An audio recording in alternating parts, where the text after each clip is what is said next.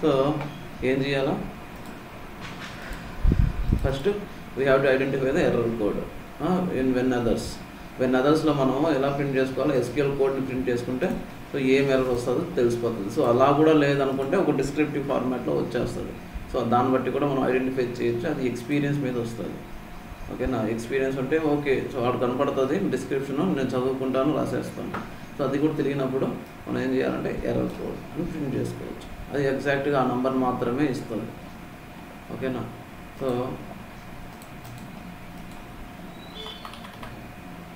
ఇలా example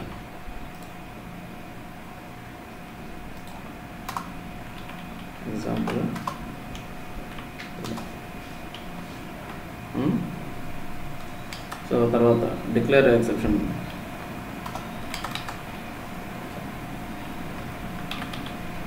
naming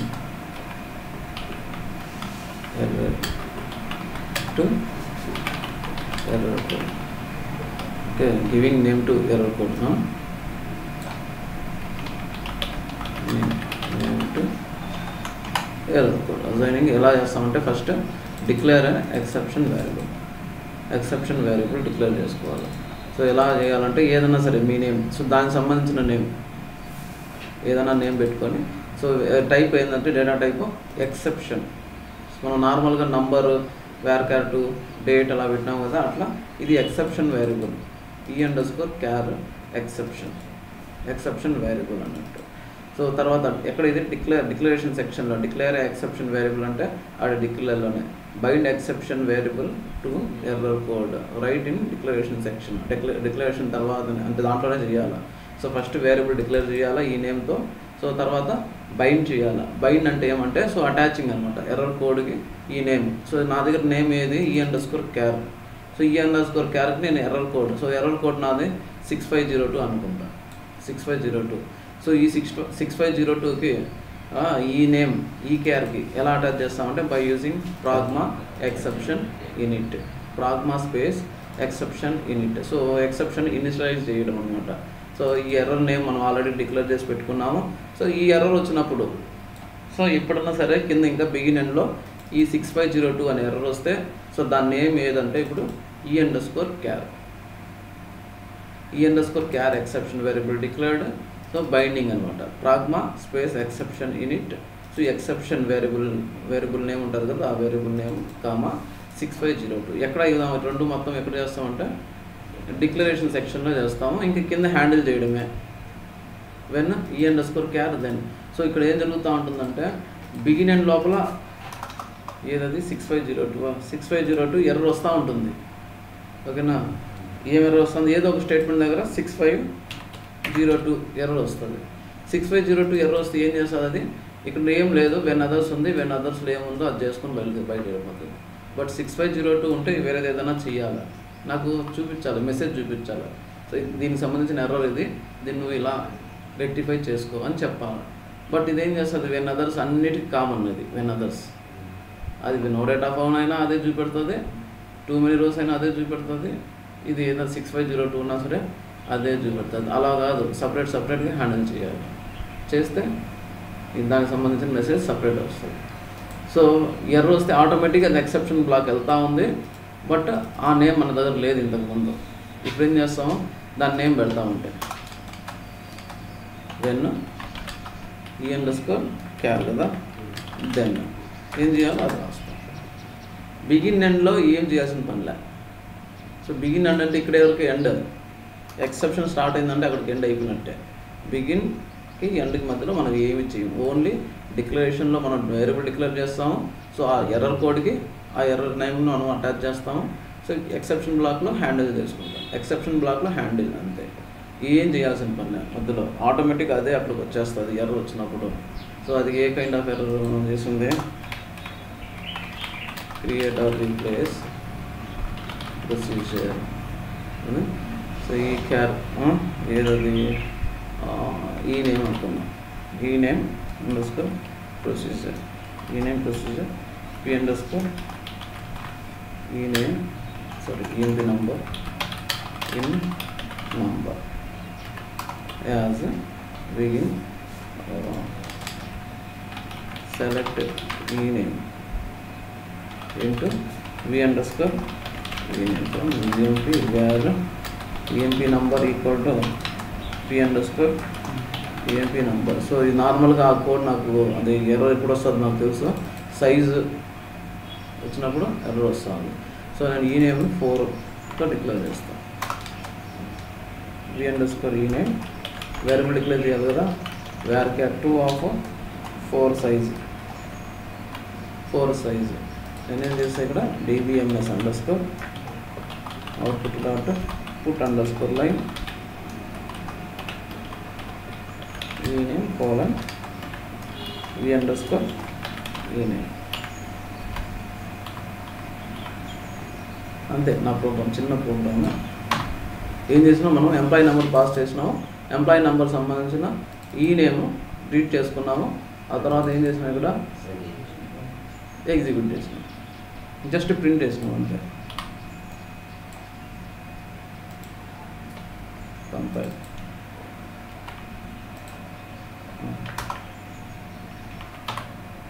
exec దానికి ముందు సెలెక్ట్ స్టార్ ఫ్రమ్ emp.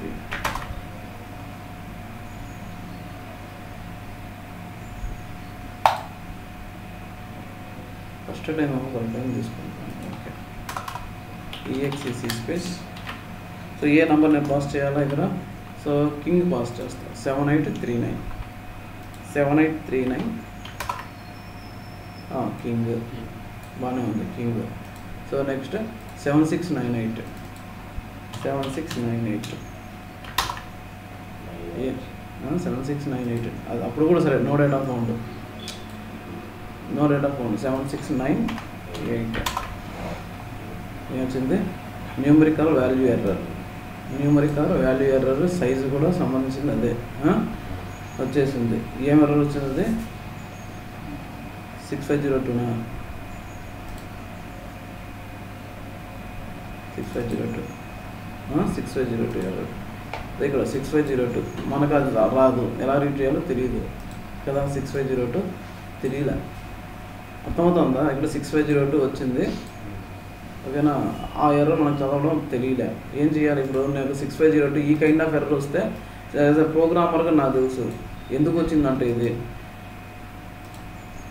ఇక్కడ మనం వేరియబుల్ ఒకటి డిక్లేర్ చేసుకున్నాం, v underscore ename size 4a. దాని మీనింగ్ ఏమంటే up to 4 characters we can store in this variable.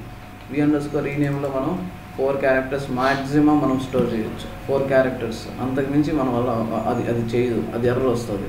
So ఇక్కడ మనం ఇంతకుముందు ename 783 పంపించినప్పుడు కింగ్ ఏమో 4 క్యారెక్టర్సే సక్సెస్ అయ్యింది. 7698 పంపించినప్పుడేమో అందులో 5 క్యారెక్టర్స్ ఉన్నాయి. ename బ్లేక్ 5 క్యారెక్టర్స్ అంటే ఏంటి, ఇక్కడ 5 bytes కావాలి, ఓకేనా? 5 bytes కావాలి. సో బట్ ఇక్కడ ఏం జరుగుతుంది, ఇక్కడ ఎర్రర్ వస్తుంది. ఇప్పుడు నేనేం చేయాలి, వెన్ అదర్స్ పెట్టి చూస్తాను, దాని ఎర్రర్ నెంబర్ నాకు తెలియదు. ఏంది ఇది 6502 ఇక్కడ నేను చదివినాను, బట్ అది ఎగ్జాక్ట్గా నాకు తెలియదు, అదని నాకు తెలియదు. ఏం చేయాలా, వెన్ అదర్స్ దెన్ అని పెట్టి db ఎక్సెప్షన్ పెట్టలా, exception block started when others then dbms underscore output dot put underscore line. దేని ప్రింట్ చేయాలి నేను, SQL కోడ్ని ప్రింట్ చేస్తున్నాను. Procedure compiled. సో ఇప్పుడు ఏమొచ్చింది, దాని కోడ్ 6502, దాని ఎర్రర్ కోడ్ ఏంటంటే 6502. సో అదే నో డేటా ఫౌండ్ పంపించినాను అనుకుందాం 100. ఇదేం చేస్తాను, వెన్ అదర్స్ ఏ ఎర్రర్ వచ్చినా సరే అదే చేస్తాను, ఇంకేం చేయలేదు. ఇంకేమైనా పెట్టుకో అదే చేస్తుంది. నో డేటా ఫౌండ్ వచ్చినా అదే, ఇంకోటి వచ్చినా అదే, ఇంకేది వచ్చినా సరే అదే. సో బట్ నాకు మెసేజ్ చూపించాలనుకున్నాం. సో ఏం చూపించాలి నేను, 6502 ఉంటే సో సైజు ఎర్రర్ ఉంది, సో యూజ్ సబ్స్ట్రింగ్ కానీ లేదంటే టేబుల్ ఆల్టర్ కానీ చేయమన్నాడు. సో ఈ వేరియబుల్ సైజ్ అన్నా పెంచమన్నాడు. అయితే ఈ వేరియబుల్ సైజ్ పెంచాలా, లేదనుకో ఇక్కడ రీడ్ చేసేటప్పుడే 4 క్యారెక్టర్స్ మాత్రమే తీసుకో. ఎలాగా సబ్స్ట్రింగ్ సబ్స్టిఆర్ ఆఫ్ దిస్ వేరియబుల్ 1, 4 అదేం చేస్తుంది, ఫస్ట్ 4 క్యారెక్టర్స్ మాత్రమే తీసుకుంటుంది, ఎప్పటికీ ఎర్రర్ రాదు. బట్ నేమ్ పూర్తిగా రాదు, ఫస్ట్ 4 క్యారెక్టర్సే.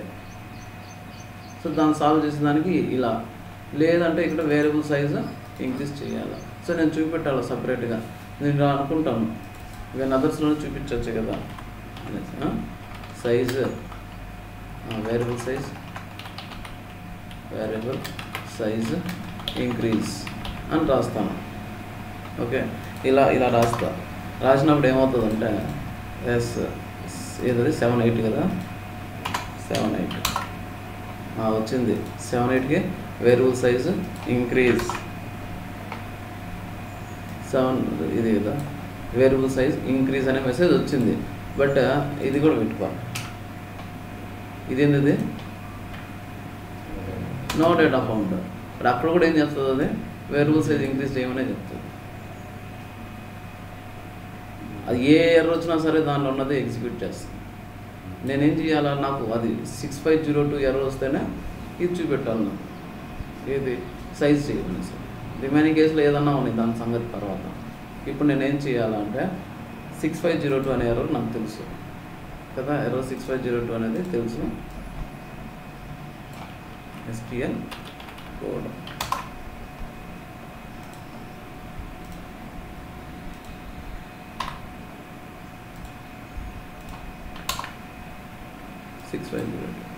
ఇది కాపీ చేస్తాను, ఉంది ఆల్రెడీ ఉంటుంది.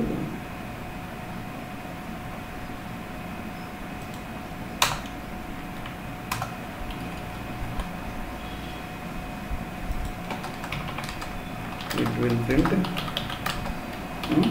error code hyphen అంటే ఏమంటే అక్కడ నుంచి ఇంకా ఎగ్జిక్యూటబుల్ కాదు అని, it will print error code. So తర్వాత ఏం చేయాలి, ఇప్పుడు సపరేట్ చేయాలి, దానికి నేమ్ ఇవ్వాలి. 6502కి ఇక్కడ 3 steps. Declare an exception variable, ఏదైనా ఎక్సెప్షన్ వేరియబుల్లో డిక్లేర్ చేయి. ఏంటిది, నేను ఎక్సెప్షన్ కాబట్టి వేరియబుల్ v అన్నాను, ఎక్సెప్షన్ v_ సైజ్ ఎర్రర్. ఏం టైప్ అది, exception data type, e_size error. So first అయిపోయింది, వేరియబుల్ డిక్లేర్ చేసేసినాం. Next bind exception variable to error code. ఎలా బైండ్ చేసినాం, ప్రాగ్మా ఎక్సెప్షన్ _init.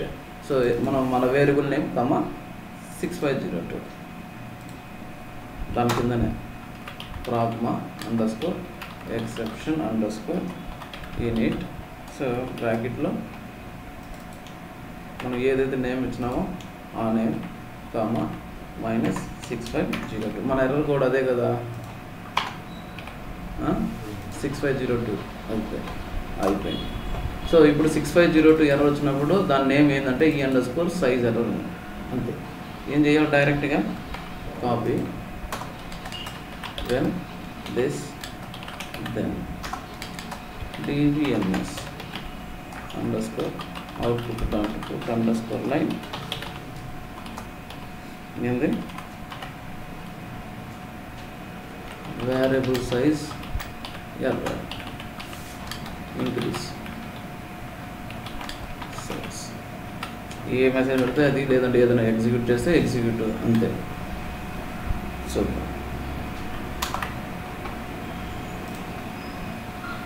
సో ఇప్పుడు ఏమొచ్చింది, variable size error increase size. ఎందుకు 7698 ఏమో 5 క్యారెక్టర్స్ ఉంది, దానికోసం ఈ ఎర్రర్ వచ్చింది. సో ఏమి చేసింది, ఇక్కడ 6502 ఎర్రర్ వచ్చింది. డైరెక్ట్గా దాని నేమ్ ఉంది, ఇప్పుడు దాని నేమ్ ఏంటి అంటే e_size ఎర్రర్. డైరెక్ట్గా ఇది మొత్తం ఎగ్జిక్యూట్ చేసింది, వెన్ అదర్స్కి వెళ్ళలే. సో 6502 ఎర్రర్ వస్తే దాని నేమ్ ఏది అంటే e_size ఎర్రర్. అప్పుడు వెన్ అదర్స్లో మనం పెట్టింటాం e_size ఎర్రర్, వెంటనే ఇప్పుడు వచ్చేస్తుంది. వేరేది వచ్చింది అంతే ఎర్రర్ 5 వచ్చింది, అదేం చేస్తుంది 100 అంటే ఎక్కడికి వెళ్ళింది, అది వెన్ అదర్స్లోకి వెళ్ళింది. వెన్ అదర్స్లో SQL కోడ్ ఉంది, అది ప్రింట్ చేసింది. అర్థమైందా? సో నేమ్ ఇవ్వాలంటే ఒక ఎక్సెప్షన్ వేరియబుల్ డిక్లేర్ చేసుకోవాలా, ప్రాగ్మా ఎక్సెప్షన్ ఇనిట్. సో దానికి సైజ్ మనం బైండ్ చేసి పెట్టుకోవాలి కింద. హ్యాండిల్ చేసుకోవాలి. అంతే 3 స్టెప్స్.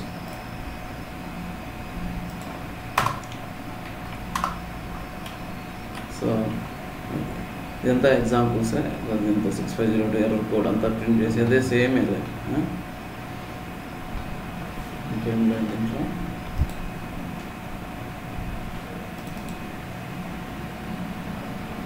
దానికి సంబంధించిన ఎక్సెప్షన్స్ ఇవన్నీ చదవండి. ఓకే, అంతే లేదు. ఏమైనా డౌట్స్ ఉన్నాయా? Named exceptions, unnamed exceptions. Named already name ఉంటుంది కాబట్టి ఇవన్నీ మనం ఏం డిక్లేర్ చేయాల్సిన పని లేదు. వెంటనే కూడా మనం హ్యాండిల్ చేసుకుంటే వచ్చేస్తుంది అక్కడికి. బట్ అన్నేమ్డ్ అంటే ఏమంటే నేమ్ ఉండదు, నేమ్ మనం రాస్తాం అంతే.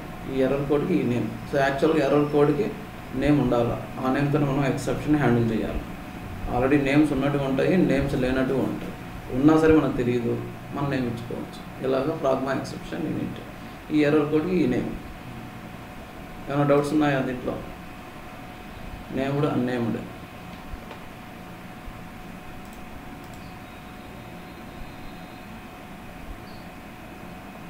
No doubts.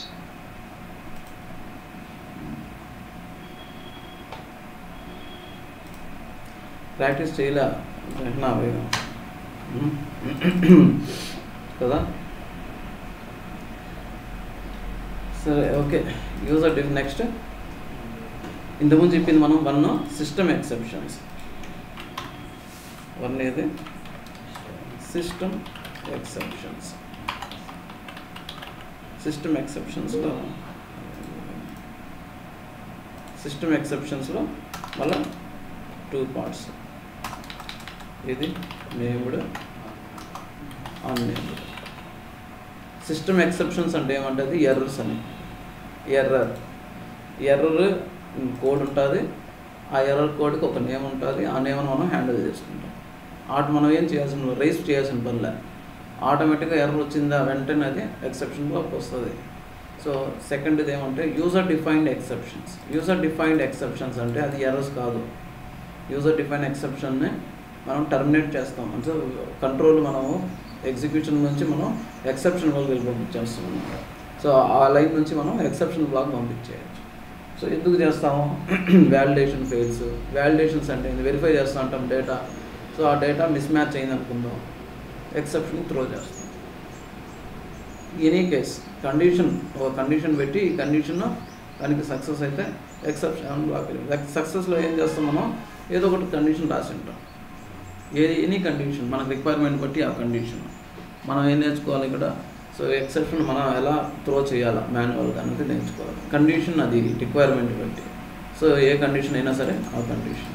సో ఇప్పుడు దీనికోసం ఏంటంటే నార్మల్ యూజర్ డిఫైన్డ్ ఎక్సెప్షన్. నార్మల్గా ఏముండదు. సో నార్మల్గా మనం యూజ్ చేసేటివి ఎక్కువ రెగ్యులర్గా కాబట్టి అలా పెట్టాము.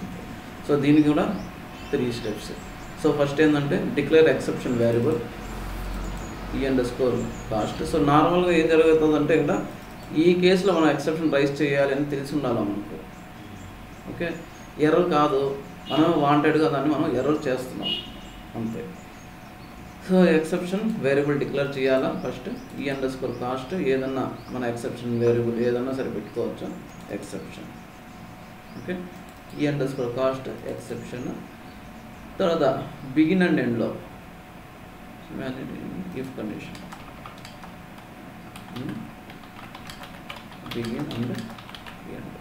బిగిన్ అండ్ లోపల ఎక్కడ కావాలంటే అక్కడ ఏం చేయాలా? ఇఫ్ కండిషన్ దెన్ రైస్ అనేది మనం రైస్ చేయాలి. రైస్ ఏం చేస్తుందంటే ఇది మాన్యువల్గా రైస్ చేస్తుంది. ఈ ఎక్సెప్షన్ ఎక్కడ మూవ్ చేస్తుంది అంటే కంట్రోల్ని ఎక్సెప్షన్ బ్లాక్ త్రో చేస్తుంది. రైస్ ఈ ఎక్సెప్షన్ వేరియబుల్ మనం ఎక్సెప్షన్ మనం డిక్లేర్ చేసి పెట్టుకున్నాం కదా, ఆ ఎక్సెప్షన్ని రైస్ చేస్తాం. రైస్ చేసిన తర్వాత ఏం చేయాలి? కింద హ్యాండిల్ చేసుకోవాలి. ఈ హ్యాండిల్లో మనం ఏం రాసింటే అది ఆ స్టేట్మెంట్. సో ఈసారి ఏం జరిగింది? ఇక్కడ రైజ్ అనేది వచ్చింది. సో రైజ్ అనేది గుర్తుపెట్టుకోండి, ఇఫ్ కండిషన్లోనే పెట్టాలి. రైజ్ కమాండ్ ఏం చేస్తుంది అంటే కంట్రోల్ని ఎక్సెప్షన్ బ్లాక్ మూవ్ చేస్తుంది. ఎక్సెప్షన్ బ్లాక్ మూవ్ చేసిన తర్వాత ఎక్సెప్షన్లో మనం ఎలా హ్యాండిల్ చేసుకుంటే అలాగా. ఓకే,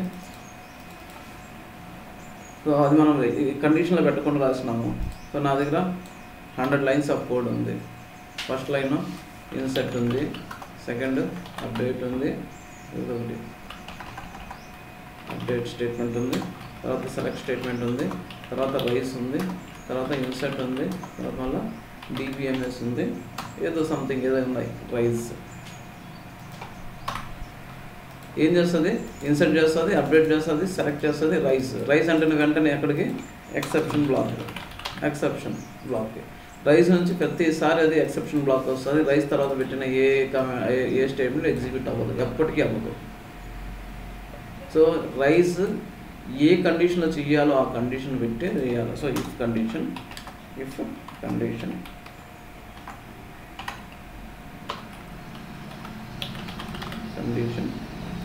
దెన్, ఇప్పుడు మనం నేర్చుకున్నాం కదా, ఇఫ్ కండిషన్ దెన్ రైస్ ఏదో మనం ఎక్సెప్షన్ వేరియబుల్ తీసుకుంటాం అందులో ఎండి. సో ఈ కండిషన్ సాటిస్ఫై అయితేనే లోపలికి వెళ్ళి రైస్ చేస్తుంది. ఆ కండిషన్ సాటిస్ఫై అవ్వలేదనుకో అన్ని స్టేట్మెంట్స్ కంటిన్యూ చేసుకొని వెళ్తాం. సో ఈ కండిషన్ పెట్టలేదనుకో ఏమవుతుంది, ప్రతిసారి రైస్ వెళ్తుంది, బయట వెళ్ళిపోతుంది, రైస్ చేస్తుంది, బయట వెళ్ళిపోతుంది. బట్ ఇది ఎందుకు పెట్టినట్టు మళ్ళీ ఇన్సర్ట్ డిబిఎంఎస్ ఇవన్నీ వేస్ట్ కదా. సో ప్రతిసారి మనం టర్మినేట్ చేయకూడదు ప్రోగ్రామ్. సో వీటిని ఏమంటారు అంటే వ్యాలిడేషన్ చేయడం అంటారు. Validation fail. So for example age మనం క్యాలిక్యులేట్ చేస్తున్నాం, టేబుల్ ఏమో తీసుకొచ్చేసింది, స్టేజింగ్ టేబుల్లో మొత్తం ఏజ్ ఎట్లా ఉండాలా, బిలో 35 ఉండాలా. సో అతను తీసుకొచ్చి టేబుల్లో పెడతాము. మనం చేయాల్సిన పనులు అప్లికేషన్ ఫెయిల్ చేసేస్తే సరిపోతుంది. ఎలా ఫెయిల్ చేస్తాము, age greater than or equal to 35 లేదా గ్రేటర్ దాన్ 35. ఏజ్ కనుక ఎప్పుడున్నా సరే 35 కంటే ఎక్కువ వచ్చిందనుకో రైస్ చేస్తాం. రైస్లో ఏం రాస్తాము, ఏంది ఏజ్ బార్, అంటే సింపుల్గా చెప్పాలంటే. సో అలా అనమాట. అలాంటి కేసెస్ కోసం మనం వ్యాలిడేషన్స్ రాస్తాం. సో అదేం ఎర్రర్ కాదు కదా, టేబుల్లో డేటా ఎర్రర్ ఏం కాదు, ఎటువంటి ఎర్రర్ కాదు, మనమే వాంటెడ్గా దాన్ని ఫెయిల్ చేస్తున్నాం.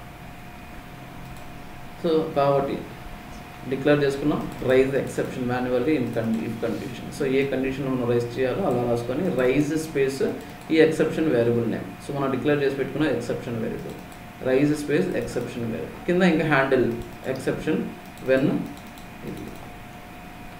సో ప్రోగ్రామ్ ఉంది, నేను అలా రాయలేను ఇక్కడ, ఏముంది ఇక్కడ. So salary, so update emp salary _salary ఏదో అప్డేట్ ఉంది. So program started, okay. ప్రతిసారి ఇది ప్రోగ్రామ్ సక్సెస్ఫుల్ కంప్లీట్ అవ్వదు అని చూపించేదానికి అలా రాసినాం అంతే.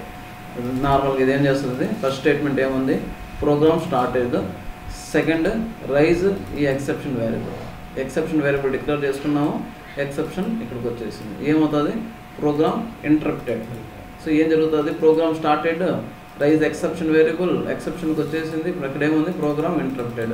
సక్సెస్ఫుల్లీ ఎప్పుడు కంప్లీట్ అవుతుంది, ప్రోగ్రామ్ ఎండెడ్ సక్సెస్ఫుల్లీ. ఎప్పటికీ రాదు, వస్తుందా, రాదు, ఎప్పటికీ అది రాదు.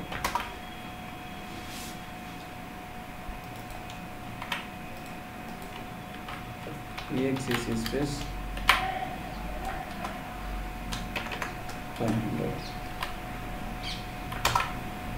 ఏమంది, ప్రోగ్రామ్ స్టార్టెడ్, ప్రోగ్రామ్ ఇంటరప్టెడ్. నువ్వు ఏదైనా చేసుకో, ప్రోగ్రామ్ ఇంటరప్టెడ్. ఎందుకంటే అక్కడ ఉన్న స్టెప్స్ అట్లున్నాయి. సో ఒకవేళ నేను ఇఫ్ మనం పాస్ చేసిన శాలరీ ఇది ఇది వేరియబుల్లో నువ్వు సెలెక్ట్ స్టేట్మెంట్ ఫెచ్ చేసుకుంటే ఆ వేరియబుల్లో మనం వెరిఫై చేసుకోవచ్చు కండిషన్స్ కోసము. ఇది పారామీటర్ అయితే parameter greater than or equal to 5000 then అప్పుడు రేస్ చెయ్యి. ఇవేం చేస్తామంటే మనం పాస్ చేసిన పారామీటర్ వాల్యూ అబోవ్ 5000 అయితేనే రైస్ చేయమని. సో ఇదే కండిషన్ అనుకుందాం. ఇప్పుడు నేను ఏమవుతుంది, ఇప్పుడు ప్రోగ్రామ్ ఎండెడ్ సక్సెస్ఫుల్. ఎందుకు మనం 5000 కంటే తక్కువే పెట్టినాం కాబట్టి అయిపోయింది. 5000 పెడితే ప్రోగ్రామ్ ఇంటరప్టెడ్. ఏం జరిగింది, 5000 పాస్ చేస్తే p_ శాలరీ ఎంత, ఇప్పుడు 5000. p_ salary 5000. ఫస్ట్ స్టేట్మెంట్ ఏమో ప్రోగ్రామ్ స్టార్టెడ్. ఇఫ్ కండిషన్లో 5000 greater than or equal to 5000. Yes, it's true అయింది కాబట్టి లోపల వెళ్ళింది. సో ఇఫ్ కండిషనే. ఇంకా ఇఫ్ కండిషన్ ట్రూ అయింది అనుకో దానిలో ఉన్న స్టేట్మెంట్స్ ఎగ్జిక్యూట్ చేస్తుంది. దానిలో ఉన్న స్టేట్మెంట్ ఏది, ఇక్కడ రైజ్ ఎక్సెప్షన్ వేరియబుల్. ఈ రైజ్ ఎక్సెప్షన్ వేరియబుల్ ఇక్కడ ఉంది. ఇక్కడ హ్యాండిల్ చేసుకున్నాం ప్రోగ్రామ్ ఇంటరప్టెడ్. ఇంతే ఇది. మనకి ఏ కండిషన్లో మనం రైస్ చేయాలో ఆ కండిషను.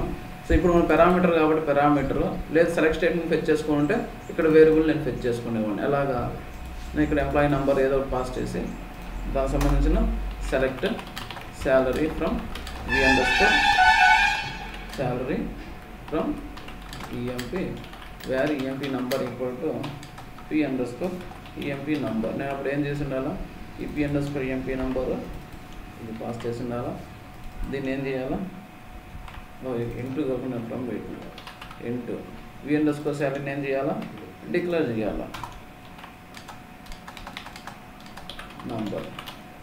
ఇప్పుడు గ్రేటర్ దాన్ ఈక్వల్ టు కాకుండా 3000 కదా, మన 3000 5000 ఏదో ఉండేది కాబట్టి నేను గ్రేటర్ దాన్ ఈక్వల్ టు 3000 అప్పుడు రైస్. ఇప్పుడు P_salary కాదు, ఇప్పుడు V_salary. సో ఈ కండిషన్లో ఏంటంటే పారామీటర్ కానీ వేరియబుల్ కానీ మనం పైన ఎక్కడో డిరైవ్ చేసి ఉంటాం. అది సెలెక్ట్ స్టేట్మెంట్ అయి ఉండొచ్చు, క్యాలిక్యులేట్ చేసి ఉండొచ్చు, పారామీటర్ నుంచి వచ్చి ఉండొచ్చు, ఏదన్నా సరే ఉండి ఉండొచ్చు. ఓకే, అయిపోయింది. ఇప్పుడు ఏం చేయాలి, నేను సెలెక్ట్ స్టార్ EMP ఉంది ఇక్కడ పాస్ చేసి నేను ఏం పాస్ చేయాలి, దీనికి ఎంప్లాయీ నెంబర్ని పాస్ చేయాలి. ఇన్ పారామీటర్ అనేది ఎంప్లాయీ నెంబర్. ఎంప్లాయీ నెంబర్స్ ఏమున్నాయి ఇక్కడ, సో 7839 పాస్ చేస్తే ఏమవుతుంది, 7839. అతని శాలరీ ఎంత, ఫస్ట్ స్టేట్మెంట్ ఏముంది, program started. Second select salary into V_salary from EMP where EMP number equal to ఎంత 7839. 7839 శాలరీ ఎంత 5000. సో రీడ్ అయ్యింది. సో 5000 ఇప్పుడు V_salary ఎంత ఉంది 5000. 5000 గ్రేటర్ దాన్ ఈక్వల్ టు 3000 ఏమైంది, ఇది ట్రూ కండిషన్. ట్రూ కండిషన్ అయితే ఏమవుతుంది, లోపలికి వెళ్ళింది, ప్రోగ్రామ్ ఎండెడ్. కంపైల్ చేసి ఉంటాను, చేస్తాను. Program interrupted. అదే 3000 కంటే బిలో 7782 ఏమైంది, ప్రోగ్రామ్ ఎండెడ్ సక్సెస్ఫుల్లీ. అర్థమవుతుందా, యూజర్ డిఫైన్డ్ ఎక్సెప్షన్స్. సో నార్మల్గా ఏం జరుగుతుందంటే ఇక్కడ ఈ పారామీటర్స్ మ్యాండేటరీ ఉంటాయి. Parameters mandatory. అప్పుడు ఏం చేస్తాం, if this parameter is null then raise. అర్థమవుతుందా, మ్యాండేటరీ పారామీటర్ అంటే ఓకే ఇన్ ఉంది, ఇవన్నీ తీసి ప్రోగ్రామ్ స్టార్టెడ్ ఎండెడ్. ఈ సెలెక్ట్ స్టేట్మెంట్ ఇప్పుడు అవసరం లేదు. So P_EMP number equal to null అని పెడతామా, ఇలా పెడతామా, ఈజ్ నల్ అనే పెట్టాలా, వెరిఫై చేసేటప్పుడు ఈజ్ నల్. ఏం చెప్పాలో, ప్రోగ్రామ్ ఇంటరప్టెడ్ కాదు, P_EMP number is mandatory parameter. ఏం జరిగింది, మనం పాస్ చేసిన ఎంప్లాయీ నెంబర్ కనుక నల్ అయితే ఏం జరుగుతుంది, ఇక్కడికి వస్తుంది, ఇది చూపెడుతుంది. లేదనుకో దీని కింద పెట్టుకున్న స్టేట్మెంట్స్ ఎగ్జిక్యూట్ అవుతుంది. ఇది పెట్టిన స్టేట్మెంట్ ఏముంది, ప్రస్తుతానికి ఇది ఉంది, ప్రోగ్రామ్ ఎండెడ్ సక్సెస్ఫుల్, అదే ఎగ్జిక్యూట్ అవుతుంది. సో దాని ప్లేస్లో ఎన్ని ఉన్నా, ఎన్ని స్టేట్మెంట్స్ ఉన్నా సరే ఎగ్జిక్యూట్ అవుతుంది. ఓకే, ఏముంది, ప్రోగ్రామ్ ఎండెడ్ సక్సెస్ఫుల్లీ. అంటే ఇది మనకు పారామీటర్ ఏమో చెక్ చేసింది, ఇది నల్ కాదు. నల్ కాకపోతే ఏమైంది, కింద ఉన్న స్టేట్మెంట్స్ బయట వెళ్ళిపోయింది, దాని తర్వాత ఉన్న స్టేట్మెంట్స్ ఎగ్జిక్యూట్ అయ్యింది. అదే నేను నల్ పాస్ చేసాను అనుకున్నాను, null is mandatory. P_EMP number is mandatory. అర్థమవుతుందా. సో ఇటువంటి వ్యాలిడేషన్స్, యూజర్ డిఫైన్ ఎక్సెప్షన్స్, ఏదైనా వాల్యూ మనకు అది చేయకపోతే కొన్ని వాల్యూస్ ఉంటాయి, ఇందులోనే ఉండాలి లిస్టు.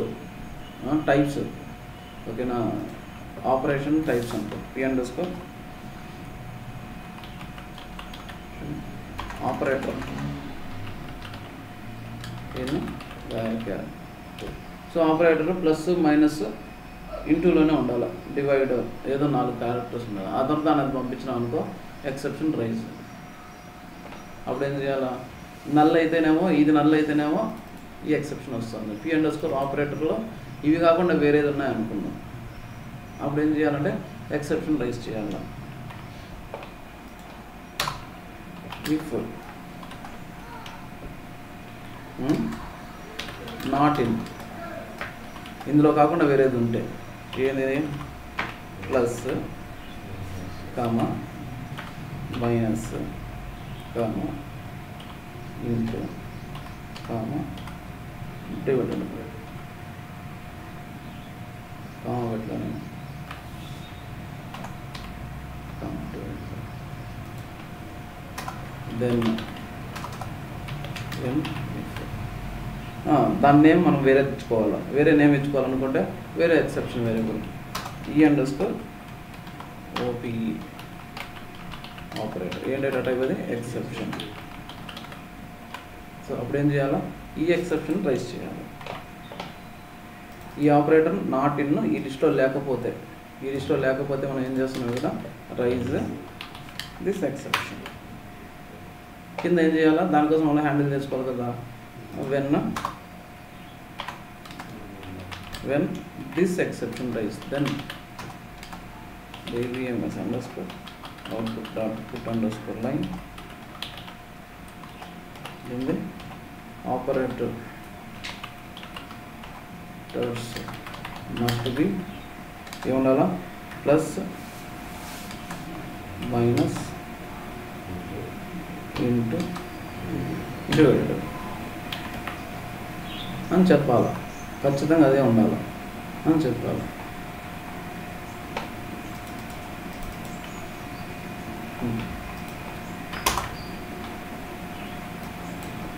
ఓకే.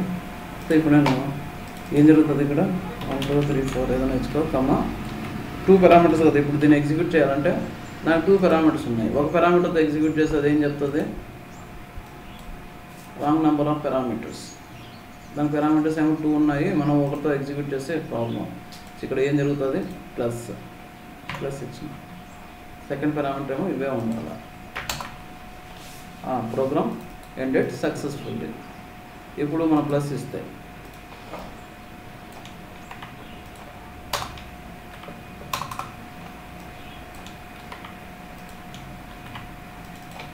ఇది నల్ ఇస్తే program started P__ number is mandatory. ఏం ఎక్సెప్షన్ రైజ్ అయింది, అది నల్ చెక్ చేసింది, ఆ పారామీటర్ నల్ అని చెక్ చేసింది, దానికి సంబంధించిన ఎక్సెప్షన్ ప్రింట్ అయింది. సో దాంతోపాటు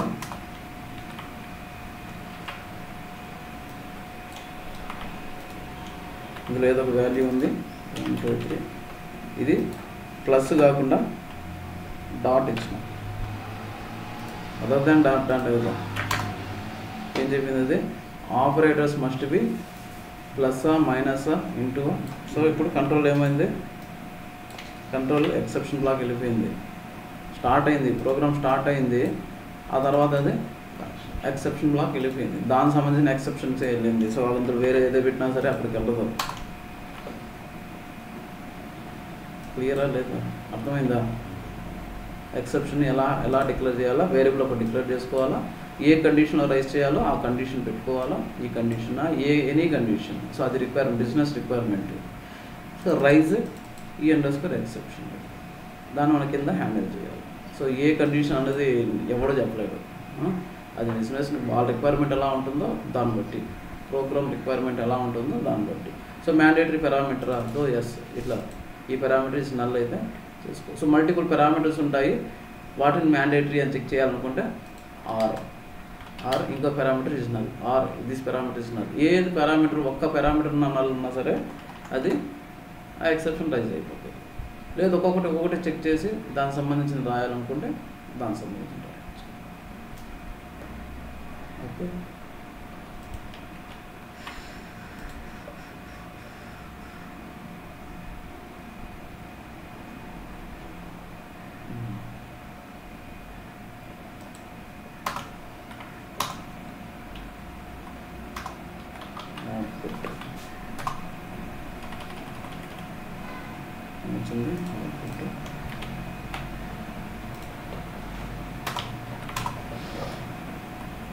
సో ఇవన్నీ నేను అయిపోయింది. ఇప్పుడు శాలరీ గ్రేటర్ దాన్ 3000 అయితే రైజ్ ఎక్సెప్షన్ అన్నీ కవర్ అయిపోయినాయి ఇప్పుడే కాన్స్టెంట్. సో ఇది నార్మల్గా మనం ఇక్కడే చూపించాలనుకుంటే ఏది బ్లాక్ అవుట్పుట్ విండోలో చూపించాలనుకుంటే. సో ఈ ప్రొసీజర్ని ఏం చేస్తారంటే ఫ్రంట్ ఎండ్ అప్లికేషన్స్ ఉంటాయి, ఆ అప్లికేషన్ నుంచి ఈ ప్రొసీజర్ని కాల్ చేస్తారు. సో నార్మల్గా యూజర్ ఎలా చేస్తాడో వచ్చి ఇక్కడ చెక్ చేస్తాడా? యూజర్కి అసలు ఎస్క్యూఎల్ డెవలపర్ అంటే తెలియదు. ఇప్పుడు బ్యాంక్లో ఉంటారు వాళ్ళు ఎస్క్యూఎల్ డెవలపర్లు ఓపెన్ చేసి చెక్ చేస్తారా? చేయరు. వాళ్ళకి ఒక అప్లికేషన్ ఉంటుంది, అప్లికేషన్ పైన ఒక స్క్రీన్ కనపడుతుంది, యూఐ ఉంటుంది, యూజర్ ఇంటర్ఫేస్. ఆ యూజర్ ఇంటర్ఫేస్లో వెళ్ళి వాళ్ళు ఏదో చేసుకుంటూ ఉంటారు, అలర్ట్స్ వస్తూ ఉంటాయి, పాపప్ విండోలో టిక్ అనేసి వస్తుంది, ఏదో ఎర్రరు ఏదో సంథింగ్ వస్తూ ఉంటుంది. అది ఎలా వస్తుంది? ఖచ్చితంగా వాల్యూ లేదు, ఏదో టిక్ అనేసి వస్తుంది అలర్ట్, ఎర్రర్. చూసింటారు. సో అటువంటి ఎర్రర్ రావాలి వాళ్ళకి. సో ఇది ప్రోగ్రామర్కి అయితే ఓకే, ఇది మనకు అర్థమైపోతుంది. సో ప్రోగ్రామ్స్లో మనం ఇలా రాసి పెట్టుకుంటాము, వాళ్ళు ఇష్యూ రైజ్ చేసినప్పుడు మనం వెరిఫై చేసుకోవచ్చు, మనకు అర్థమైపోతుంది ఏది ఈ ఎక్సెప్షన్ను మనం ఈజీగా రీడ్ చేసుకుంటాం, మనకు తెలుసు కాబట్టి. బట్ వాడికి తెలియదు అది ఏం ఎర్రర్ అనేది. ప్రతిసారి టికెట్ రైజ్ చేయాల్సిన పని లేదు కదా, ఏదో సంథింగ్ వాల్యూ డిఫరెంట్ ఇవ్వాలా అనేది వాళ్ళకి చెప్పినామనుకో అవే పాస్ చేసుకుంటాడు అతను. ఇది పాపప్ విండోలాగా రాదు. పాపప్ విండోగా రావాలనుకుంటే మనం ఏం చేయాలంటే ఇది యూజ్ చేయాలి, raise application error. Raise application error అంటే అప్లికేషన్ అంటే ఫ్రంట్ ఎండ్ స్క్రీన్, ఇందులో ఒక పాపప్ విండో లాగా హైలైట్ అవుతుంది, అప్లికేషన్ నుంచి హైలైట్ అవుతుంది. ఓకేనా? ఎర్రర్ మనం చెప్తాం సేమ్ ఏ కండిషన్లో ఇక్కడ రాసినాం కదా, ఈ కండిషన్లో రైజ్ అనే దాని బదులు రైజ్ అప్లికేషన్ ఎర్రర్ యూజ్ చేసినామంటే అక్కడ విండోలో పాపప్ అవుతుంది. అర్థమవుతుందా? రైజ్ ఇక్కడ దీని బదులు ఈ కండిషన్ వచ్చినప్పుడు ఈ రైజ్ ఈ ఎక్సెప్షన్ కాకుండా అప్లికేషన్ ఎర్రర్ చూపించాలి. రైజ్ అప్లికేషన్ అంటే ఆ విండో లాగా అంట పాపప్ లాగా వచ్చి ఈ ఎర్రర్ అక్కడ కనపడుతుంది అనమాట. ఇది మనం రాసిన డిస్క్రిప్షన్ ఏదైతే రాసి ఉంటామో అది అక్కడ కనపడుతుంది. సో దానికోసం ఏం చేయాలా, ఏ వేరియబుల్ అవసరం లేదు, జస్ట్ డైరెక్ట్గా raise application error, so minus error number, so మనం పెట్టాల్సిన మెసేజ్. సో దీనికి 2 పారామీటర్స్ ఉంటాయి, error number, error message. So error number must be between -20,000 to -20,999. So ఇన్ని నెంబర్ ఆఫ్ ఏదన్నా సరే నెంబర్ పెట్టుకోవచ్చు, ఏ నెంబర్ అన్నా మనం సెలెక్ట్ చేసుకోవచ్చు. -20,001 నుంచి -20,999 వరకు ఏదన్నా సరే నెంబర్ యూజ్ చేయొచ్చు. బట్ ఒక ప్రోగ్రాంలో వాడిన నెంబర్ ఇంకోసారి వాడకూడదు, ఎందుకంటే లొకేషన్ ట్రాక్ చేసుకోవచ్చు మనం. ఇక్కడ ఒక నంబర్ 20,001 పెట్టింటే ఇంకోసారి 20,002 వచ్చింది అనుకుందాం. సో అతను స్క్రీన్ షాట్ ఇస్తాడు, 20,002 ఎర్రర్ వచ్చింది. 20,002 ఏ కేసులో మనం రైజ్ చేసినామో తెలిసిపోతుంది ఈజీగా. అదే 20,001 పెట్టినాం ప్రతి చోట, అది ఎక్కడి నుంచి వచ్చిందో తెలియదు. అర్థమైందా? ఓకే, 20,002, 20,003, 4, 5 మల్టిపుల్ ప్లేసెస్లో వాడినాం అనుకుందాం. వాడు చూపిస్తాడు, ఈ స్క్రీన్ షాట్ చూపించి ఈ ఎర్రర్ వచ్చింది నాకు అని చెప్తాడు. వచ్చినప్పుడు మనం డైరెక్ట్ అక్కడికి వెళ్ళిపోతాం, ఏ కేసులో ఇది వస్తూ ఉంది. ఇప్పుడు ఈ కేసులో మనం పెట్టినాం, ఈ ఎక్సెప్షన్ వచ్చింది అనుకుందాం, రైజ్ ఆపరేటర్స్ మస్ట్ బి ఈ వచ్చింది. సో ఏ కేసులో మనం రైజ్ చేస్తున్నాం దాన్ని అంటే, so operators not in, so ఈ కండిషన్ ద్వారా మనం ఇది రైజ్ అవుతుంది కాబట్టి అది ఎందుకు వచ్చిందని మనం చెక్ చేసుకోవచ్చు డైరెక్ట్. సో కాబట్టి వాడిన నెంబరు మళ్ళీ వాడితే అదేం ఎర్రర్ ఏదో తీసుకుంటుంది. బట్ మనము మళ్ళీ ఎప్పుడన్నా సరే డీబగ్ చేసేటప్పుడు అన్నీ ఒకటే నెంబర్లు ఉంటే సో ప్రాబ్లం, చెక్ చేయలేము, అన్నీ ఒకటే నెంబర్ చూపెడుతూ ఉంటుంది. సో అట్లా చేయకూడదు. ఏం చేయాలి, ఇన్ కండిషన్ లోపల ఇది కూడా రైజ్ అప్లికేషన్ ఎర్రర్, సో ఇలా పెట్టేస్తాం. దీనికోసం ఎక్సెప్షన్ వేరియబుల్ అవసరం లేదు, కింద ఎక్సెప్షన్ కూడా మనం దాన్ని హ్యాండిల్ చేయాల్సిన పని కూడా లేదు. ఓకే, రైజ్ ఇది ఉంది కదా, ఈ కండిషన్ మ్యాండేటరీ అయింది అనుకుందాం, దాన్ని మనం రైజ్ చేయాలి. ఏం చేయాలా, రైజ్ _ అప్లికేషన్ ఎర్రర్ ఇన్సైడ్ బ్రేసెస్లో 2 పారామీటర్స్ ఉంటుంది. ఒకటి నంబర్ -20,001 కామా ఏంది p_emp number is mandatory. ఈ కేసులో దీన్ని రైస్ చేస్తున్నాము. సో అదే దీనిలో ఈ కేసులో అయితే rice underscore application underscore error, అందులో వాడిన number already 20,001 వాడేసినాము.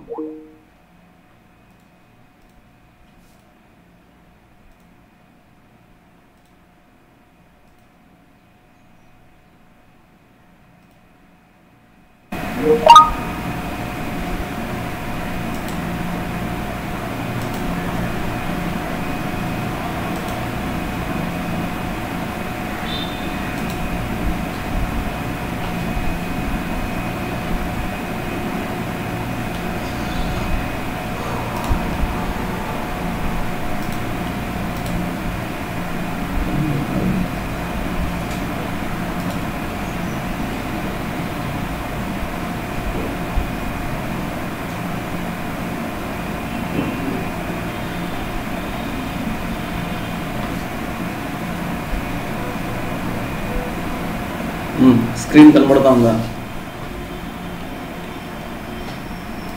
Hello, okay. So ఏం చేసినాం ఇప్పుడు ఈ కేసు కానీ సాటిస్ఫై అయింది అంటే ఏమన్నా దాని మీనింగ్ ఇది పారామీటర్ నల్ అయిందని. సో అప్పుడు ఏం చేసినాం, రైస్ అప్లికేషన్ ఎర్రర్ అక్కడ -20,001, సో ఈ మెసేజ్. సో వాడికి ఏం చూపిస్తుంది అంటే ఎర్రర్ కోడ్ ఏమో 20,001, ఆ మెసేజ్ ఏమంటే P_MP నెంబర్ ఈజ్ మ్యాండేటరీ అని చూపెడుతుంది. సో ఈ కేసు అది ఇది లోపల పోలేదంటే దాని మీనింగ్ ఏమంటే ఒక ఏదో వాల్యూ ఉంది అని. నెక్స్ట్ ఏం చెక్ చేస్తుంది, ఇంకో పారామీటర్ P_ఆపరేటర్ నాట్ ఇన్ దిస్ అనుకున్నాం. అప్పుడు ఏం చేయాలి, ఇక్కడ రైస్ అప్లికేషన్ ఎర్రర్.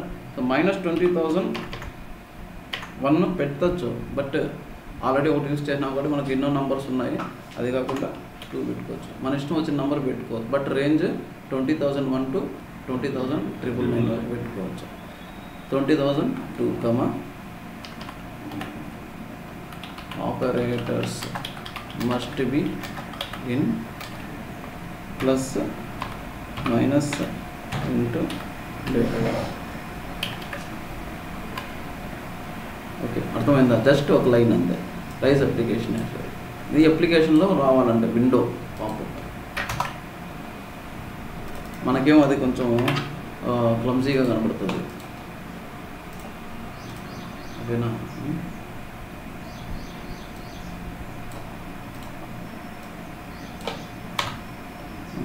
ఈ కేసులో ఏమొస్తుంది, ఎర్రర్ రాదు. ఎందుకు, మనం 1 2 3 4 ప్లస్ ఇది నల్లు కాదు, ఇది ప్లస్లో అదే ఉంది, మనకు ఆ లిస్ట్లోనే ఉంది. సో నెక్స్ట్ ఈ కేసులో వచ్చింది ఏమొచ్చింది, నల్. ఎర్రర్ కోడ్ ఏమొచ్చింది, వరా 20,001, వరా 20,001. మనం పెట్టింది 20,001. సో వరా 20,001, దాని నేమ్ ఏంది, P_MP number is mandatory. So ఇలా ఇక్కడ మనకి ఇలా వచ్చింది, బట్ అక్కడ విండోలో వస్తుంది. మనకు ఫ్రంట్ ఎండ్ అప్లికేషన్ ఇక్కడ లేదు కాబట్టి. సో నెక్స్ట్ ఇలా చేసినాం.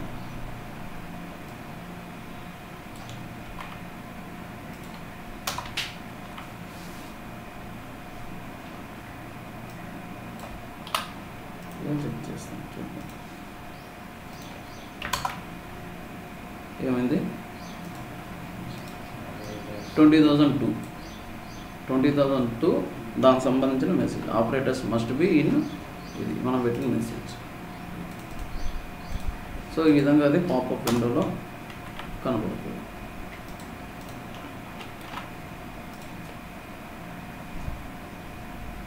సో దీనికి సంబంధించిన అన్నీ ఇవి, దానికి సంబంధించిన హైయెస్ట్ శాలరీ 21 ఏమొచ్చింది, ఇది highest not process.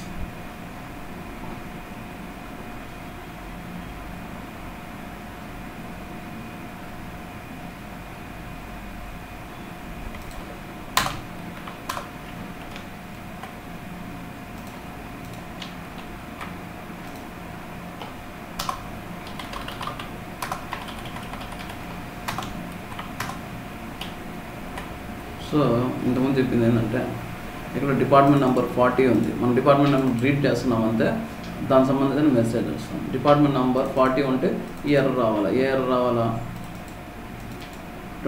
Department number error. So ఇక్కడ డిస్క్రిప్షన్ మొత్తము డిపార్ట్మెంట్ నంబర్ ఎర్రర్. బట్ అది 40 వల్ల వచ్చిందా, 50 వల్ల వచ్చిందా, 60 వల్ల వచ్చిందా, 70 వల్ల వచ్చింది. ఇక్కడ మల్టిపుల్ కేసెస్ ఉన్నాయి. 40, 50, 60, 70 దీనివల్ల వచ్చింది. సో దీనివల్ల వచ్చింది అనేసి ఎలా తెలుస్తుంది అంటే దానికి సంబంధించిన ఎర్రర్ నంబర్ ఉంటుంది కదా, ఆ ఎర్రర్ నంబర్ బట్టే మనం రీడ్ చేసుకోవాలి ప్రోగ్రామర్గా. ఇక్కడ అదే 20,009 అన్నిటికీ అదే పెట్టేసినాం అనుకున్నాం, ఏమవుతుంది? ఎట్లా వచ్చింది మనకు తెలియదు. మెసేజ్ సేమే, నంబరు సేమే, తెలియదు ఎర్రర్. చూద్దాం.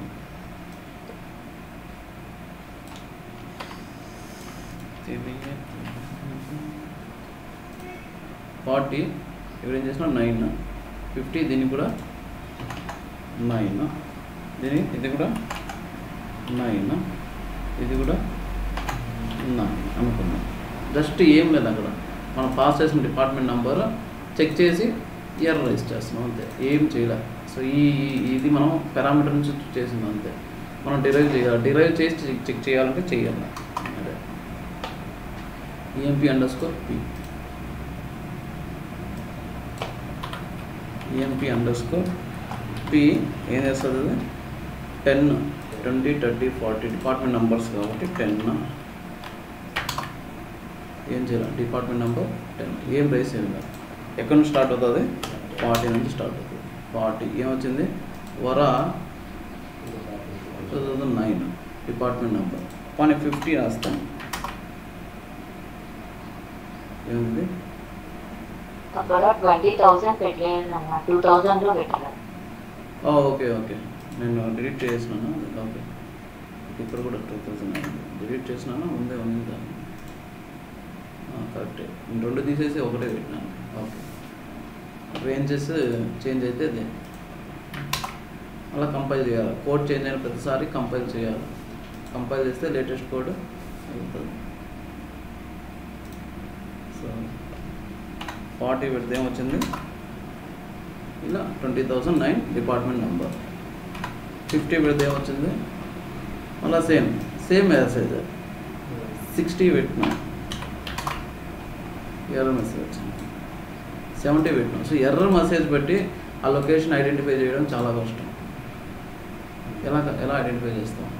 ఎర్రర్ నెంబర్ బట్టి మనం చేయలేం. ఇప్పుడు చూడు, మొత్తం అన్నిటికీ 20,009 department number error, 20,009 department number. So అంత ఈజీ కాదు. సో ఇక్కడైతే సింపుల్ కాబట్టి నేను ఎడిట్ చేసేస్తాను. ఎందుకు? నేను పాస్ చేసిన పారామీటర్ వాల్యూ సేమ్ 60 కాబట్టి డైరెక్ట్గా 60 దగ్గర వెళ్ళు, ఇక్కడ ఇది వచ్చిందని.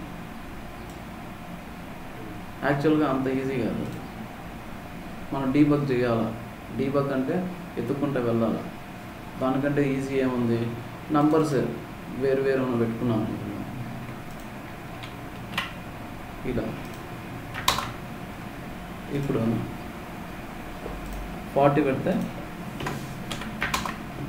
ఏమైంది? 20,009 ఎర్రర్ ఎక్కడ ఉంది?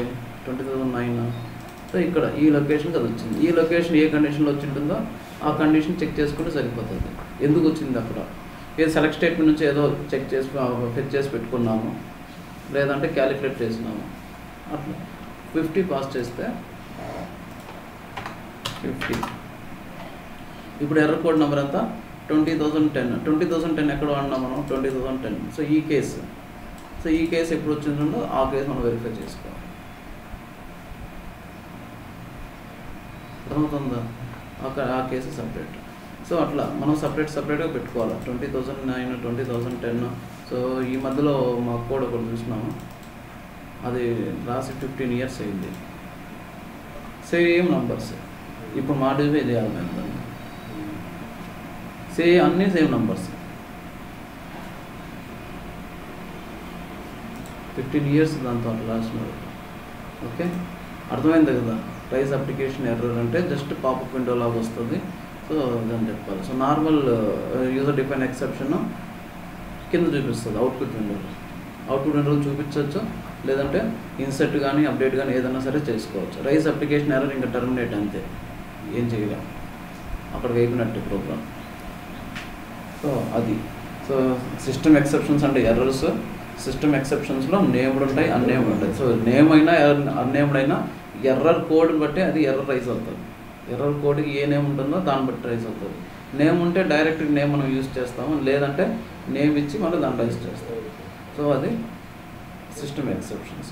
సో యూజర్ డిఫైన్ ఎక్సెప్షన్స్ అంటే ఎందుకు యూజ్ చేస్తాం? వ్యాలిడేషన్స్ కోసం యూజ్ చేస్తాం. అవి ఎర్రర్స్ ఏం కాదు, వ్యాలిడేషన్స్ చేయడం కోసం యూజ్ చేస్తాం. వ్యాలిడ్ డేటా అంటే ఏంది? పారామీటర్ చెక్స్, పారామీటర్ నల్ ఉంటే ఏం చేయాలా, లేదు ఈ లిస్ట్లోనే ఉండాలా, అది లేకపోతే ఏం చేయాలా, లేదు select statement parent table data లేదు లేకపోతే ఏం చేయాలా, ఓకేనా? అట్లా కొన్ని కేసెస్ వెరిఫై చేసి దాన్ని రైజ్ చేయవచ్చు. వ్యాలిడేషన్స్ వాంటెడ్గా మనమే దాన్ని టర్మినేట్ చేస్తాం ప్రోగ్రామ్ని. యూజర్ డిఫైన్ ఎక్సెప్షన్స్ అందులోనూ సో నార్మల్గా మనం రైజ్ చేసేది ఒకటి ఉంటుంది, రైజ్ చేసి కింద కంట్రోల్ అది హ్యాండిల్ చేసుకోవడం ఒకటి ఉంటుంది. ఇంకోటి అప్లికేషన్లో రావాలనుకుంటే raise application error. So interview question, difference between system exceptions and user define exceptions. System ఎక్సెప్షన్కి యూజర్ డిఫైన్ ఎక్సెప్షన్కి డిఫరెన్స్ ఏంది? సిస్టమ్ ఎక్సెప్షన్స్ అంటే ఎర్రర్స్, దానిలో నేమ్డ్ ఎక్సెప్షన్స్ అన్నేమ్డ్ ఎక్సెప్షన్స్ ఉంటాయి. So user define exceptions are not errors. So ఎందుకు use చేస్తాం? Validation purpose use చేస్తాం అలా. సో టాస్క్ చేస్తున్నారు, చేయలేదు, ఒక్కరు కూడా పంపించలేదు. So same item TV table ఇంతకుముందు చేసిన ప్రోగ్రామే, బట్ ఏం యూజ్ చేయాలంటే ఎక్సెప్షన్ యూజ్ చేయాలి. ఎక్సెప్షన్ ఎలా యూజ్ చేస్తాము? ఆ ఐటమ్ లేకపోతేనేమో system exception, no data found. Item ఉండి క్వాంటిటీ లేకపోతేనేమో యూజర్ డిఫైన్ ఎక్సెప్షన్. ఎలా చెక్ చేస్తాము? So available quantity is less than or equal to required quantity, then raise exception. ఏంది? షాప్లో మన దగ్గర 5 ఐటమ్స్ ఉన్నాయి, ఆర్డర్ 10 ఐటమ్స్ ఇస్తే ఏం చేస్తాం? అది డేటా అది ఎర్రర్ ఏం కాదు, చెక్ చేసి రైజ్ చేయాలి. రైజ్ చేసేదేమో యూజర్ డిఫైన్ ఎక్సెప్షన్. అర్థమవుతుందా? సో ఈ విధంగా item name, item cost, item quantity అనేది ఏమో item B9 table, and B9 కాకపోతే ఏదన్నా సరే పెట్టుకోండి. So order table, order B9T table, okay, order ఇచ్చిన టేబుల్. సో ఆర్డర్ నంబర్ ఉండాలా ఫ్రమ్ సీక్వెన్స్ ఒకటి క్రియేట్ చేసుకొని ఆర్డర్ నంబర్ని పాపులేట్ చేయాలి. ఆర్డర్డ్ ఐటమ్ పారామీటర్ నుంచి వస్తుంది. ఇది ఆర్డర్ ఐటమ్, ఏ ఐటమ్ ఆర్డర్ ఇచ్చినాడు. సో ఆర్డర్ క్వాంటిటీ ప్రొసీజర్కి 2 పారామీటర్స్ ఉంటాయి. ఏ ఐటము? సో ఇప్పుడు సోప్ 5, సోప్ ఫస్ట్ పారామీటర్ 5 అంటే దాని మీనింగ్ ఏంది? 5 సోప్స్ కావాలి. సో సోప్ డీటెయిల్స్ మొత్తం మీ టేబుల్లో ఉండాలి. మీ టేబుల్ ఏది? ఇక్కడ ఐటమ్ టేబుల్ మీ షాప్లో ఉంటుంది. నేను ఇచ్చేదేమో సోప్ 5 or 10 ఇలా వస్తుంది. సో అక్కడ పారామీటర్ 2 ఉండాలా. సో దానికి సంబంధించిన అన్ని స్టెప్స్ అన్నీ ఇక్కడ ఉన్నాయి. So if quantity is greater than అంటే ఏం చేయాలా? రైస్ ఇన్సఫిషియంట్ క్వాంటిటీ అనే ఎక్సెప్షన్ ఒకటి రైస్ చేయాలి. చెక్ అవైలబిలిటీ ఉంటే ఆర్డర్ టేబుల్లో ఇన్సర్ట్ చేయాలా, B9 టేబుల్లో అప్డేట్ చేయాలా. డేటా లేదనుకో steps check item is available in item table, check quantity. Item అంటే ఏంది? ఐటమ్ మన దగ్గర లేకపోతే ఏమొస్తుంది? నో డేటా ఫౌండ్ ఎక్సెప్షన్ వస్తుంది. నో డేటా ఫౌండ్ ఎక్సెప్షన్ వచ్చి దాని కింద ఏం చేయాలి నేను? So when exception when no underscore data underscore found, then when insufficient QTY quantity. Insufficient quantity అంటే ఏంది? మనం రైజ్ చేసిన పారామీటర్ క్వాంటిటీ పెద్దగా ఉండాలా, టేబుల్లో క్వాంటిటీ తక్కువ ఉండాలి. అంటే టేబుల్లో క్వాంటిటీ అంటే మీ షాప్లో క్వాంటిటీ, పారామీటర్ క్వాంటిటీ అంటే నేను నా ఆర్డర్ క్వాంటిటీ, నేను ఆర్డర్ చేసినాను మీ షాప్లో లేదు. సో అప్పుడు దాన్ని నో డేటా ఫౌండ్ ఏమో ఇక్కడ వస్తుంది. ఇక్కడ ఏం చూపిస్తాము? Item not exist, we are not selling this item. Quantity, so item ఉంది బట్ క్వాంటిటీ లేదు. అర్థమైందా? సో ఇది సిస్టమ్ ఎక్సెప్షన్, ఇది యూజర్ డిఫైన్ ఎక్సెప్షన్. రాస్తారా లేదా?